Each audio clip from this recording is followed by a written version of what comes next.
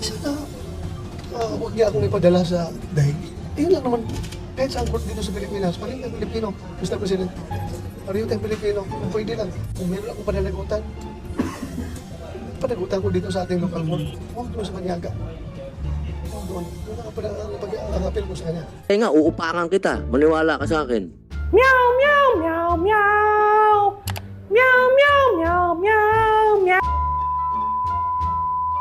Maski naman po yung mga EJK victims ay humihingi rin po ng proteksyon sa gobyerno. So, ang akusadong katulad ni Senator Bato ay humingi ng proteksyon. Lahat naman po ay bibigyan ng proteksyon na naaayon sa batas.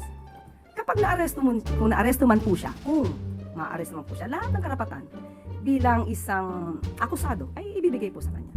Po sa question on Senator Bato's plea to the President that the President protect him or every Filipino citizen for that matter. Nakapremise po yung pakiusap niyang protektahan siya sa posibilidad, and I quote, mag-isip-isip rin siya, referring to the President, na baka darating rin ang araw na ikaw rin, sir, ay malagay sa sitwasyon ko, malagay sa sitwasyon ni Pangulong Duterte.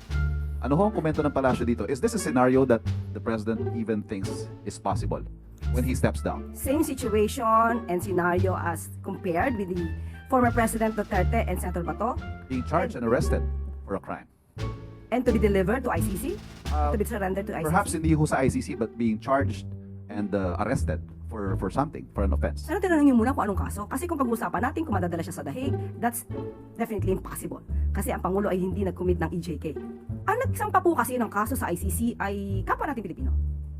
At meron din po tayong obligasyon sa Interpol, meron din po tayong obligasyon na ang lahat ng dapat na managot ay managot. Dahil dapat din po natin proteksyonan yung mga di umano na nabiktima ng EJK. At ayon sa RA 9851 at maliwanag to sa Section 17, na kung meron na pong nakapagsimula na state or international tribunal patungkol sa pag-iimbestiga, ay pwede nating i-defer. Pwede nating i-waive yung ating karapatan at ibigay na sa international court ang pagpapaimbestiga. At yun lamang din po ang sinusunod ng RA natin dito sa RA 9851. Ading ganitong kaguluhan dahil lahat tayo dito, ang mga mambabatas, ang executive department, alam po natin ang mandato at alam po natin ang limitasyon. So wala dapat na mang-aabuso ng kanilang kapangyarihan. 10 bells for us are rang, and our last stops is let generation see our country free.